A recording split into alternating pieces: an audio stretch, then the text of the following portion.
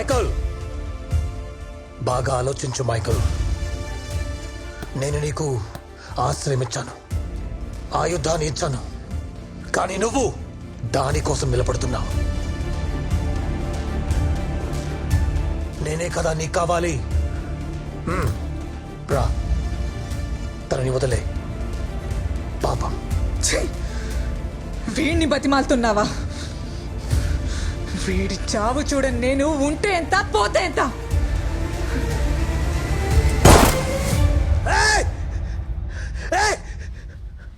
పాపమే సార్, రక్తంతో కడగాల్సిన పాపం.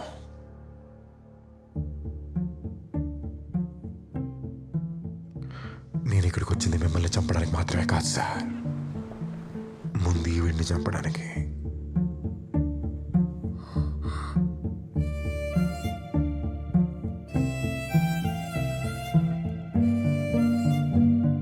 నువ్వు నా సొంత కొడుకు లాంటి వాడివి అనుకున్నాను రా ద్రోహి.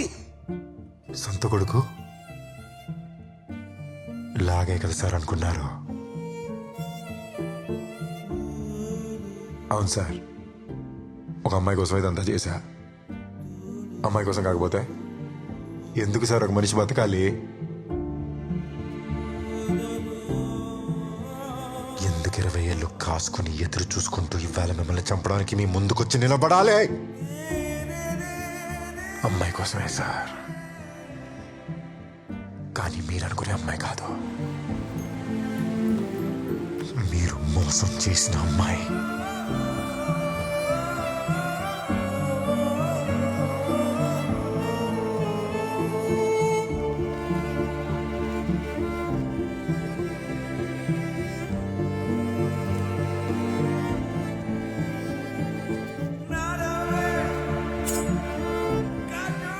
ఈ వయసులో కత్తితో ఏం పనిరా? మా నాన్నను చంపడానికి.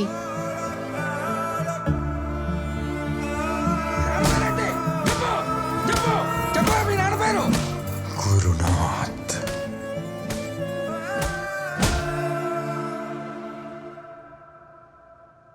అంటే నువ్వు ఆ జెనిఫర్ కొడుకువా?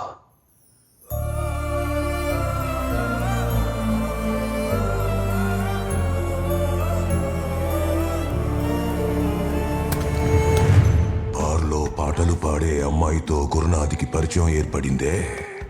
ఆ అమ్మాయి పేరు జెన్నిఫర్. ఆ అమ్మాయి ఎవరు? ఆ అమ్మాయి కొత్తగా జాయిన్ అయిన సింగర్ సార్.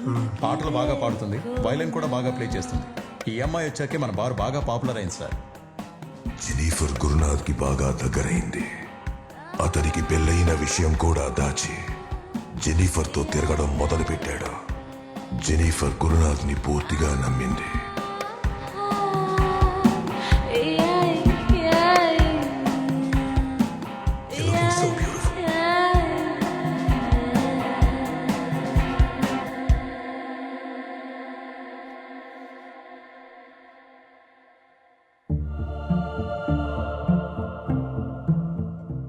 గురునాథ్ వల్ల జెన్నిఫర్ నెల తప్పింది.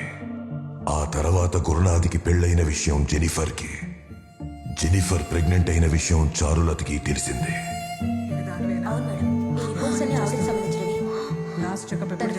ఈ విషయం తెలియడంతో గురునాథ్ జెన్నిఫర్ని దూరం పెట్టాడు. కడుపు తీయించుకోమని బెదిరించాడు. నీతో పాటు ఉండటం కుదరదు. తీయించేసుకోమని ఎన్నిసార్లు చెప్పాను నీకు?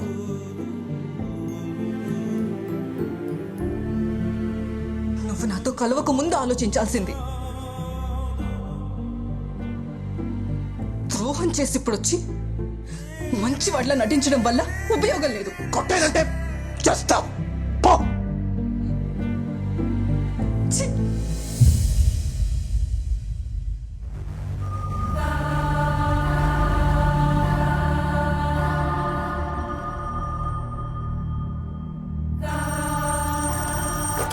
హలో. నువ్వక్కడే ఉన్నావని నాకు తెలుసు గురు. వెంటనే అక్కడి నుంచి బయటికి రా, లేదంటే దాంతో పాటు నువ్వు కూడా తగలబడిపోతావు. వచ్చే గురు, నీ గురించి నాకు బాగా తెలుసు. నేను అదో ఎవరు కావాలో తెలుసుకో. వెంటనే బయటికి రా.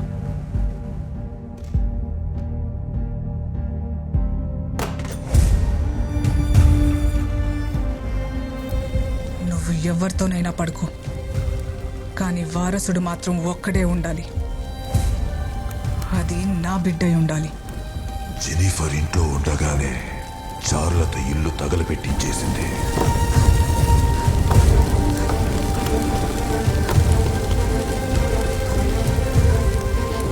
జెనిఫర్ ఎలాగో తప్పించుకుని కాలిన గాయాలతో తన తండ్రి స్నేహితుని వద్దకు చేరింది. నేను జెన్నిఫర్ని మాట్లాడుతున్నాను. చెప్పమ్మా జెనిఫర్.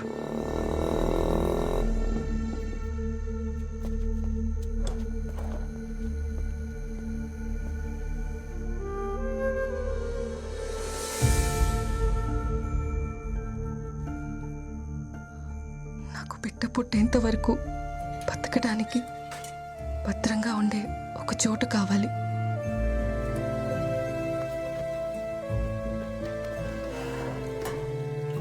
గురునాథ్ నమ్మినందుకు తనకు తానుగా వేసుకున్న శిక్షగా భావించి ఆశ్రయం ఇచ్చిన జైలు నుండి బయటికి వెళ్ళడానికి కూడా ఇష్టపడలేదు. అక్కడే బిడ్డకు జన్మనిచ్చింది.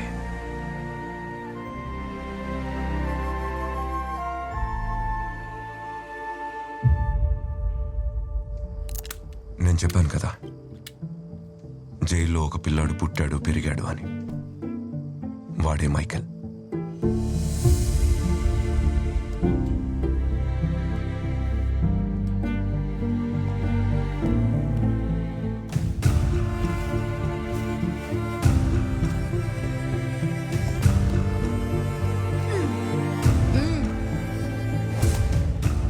వాడికి 13 ఏళ్ళు వచ్చే వరకు అక్కడే ఉన్నాడు. కడుపులోనే కాలి కరిగిపోవాల్సిన వాడు. పుట్టాడు, బ్రతికాడు, పెరిగాడు గురునాథ్ మీద పగ తీర్చుకోవడం కోసం. ఒక మాట చెప్తాను విను మైకేల్. అమ్మ చెప్పేది బాగా గుర్తుపెట్టుకో. దీనికి కారణమైన వాళ్ళ ముందు ఆకాశమంత ఎత్తులో నిలబడి అప్పుడు చెప్పు, నువ్వు నా కొడుకువని, జెన్నిఫర్ కొడుకువని. ఇంతవరకు మైకేల్ చేసిందంతా గురునాథ్కి దగ్గర అవడం కోసమే. అంటే ఆ రోజు గురునాథ్ చారులత తగలబెట్టింది మీ అమ్మన.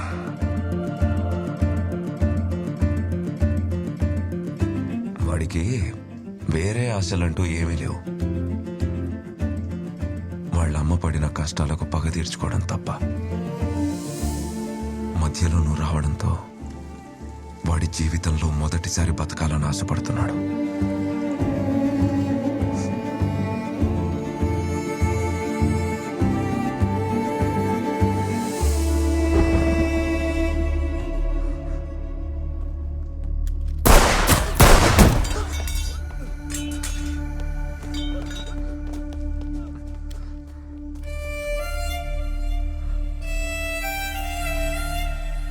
నువ్వు రాకపోయినా వాడు అదే చేసేవాడు.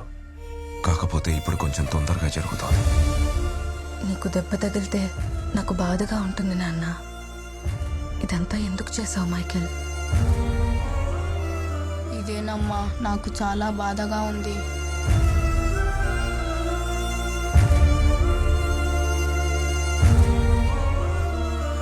నేను మిమ్మల్ని అనుకోకుండా కాపాడలేదమ్మా. నా సంగతి వదిలే, నువ్వెక్కడికి వెళ్తావురా?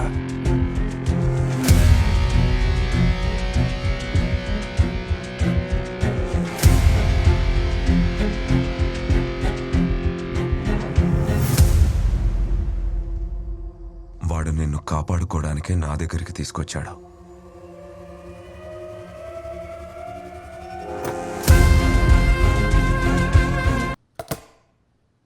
ఇక నువ్వే ఉంటావుగా, చూడు. ఇక్కడ కూర్చుంటే మనం చేసేదే ఒప్పు అనిపిస్తుంది మైకేల్.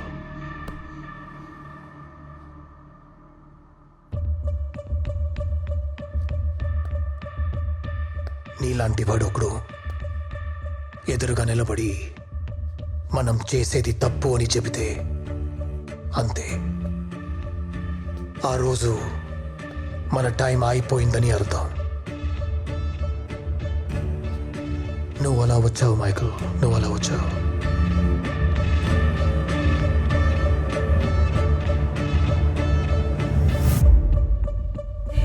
తీసుకో మైకల్, రా.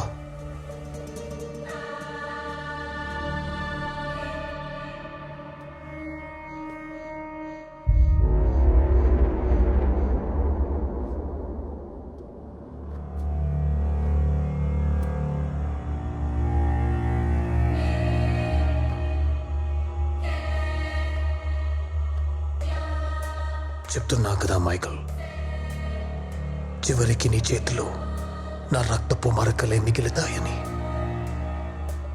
పర్లేదు సార్, నా పాపాలన్నింటినీ మీ రక్తమే కలుగుతుందంటే అలాగే కానిద్దాం. నువ్వు గురునాథ్కి చేసింది ద్రోహం కదా? గురునాథ్ జెనిఫర్కి చేసిన ద్రోహంతో పోల్చుకుంటే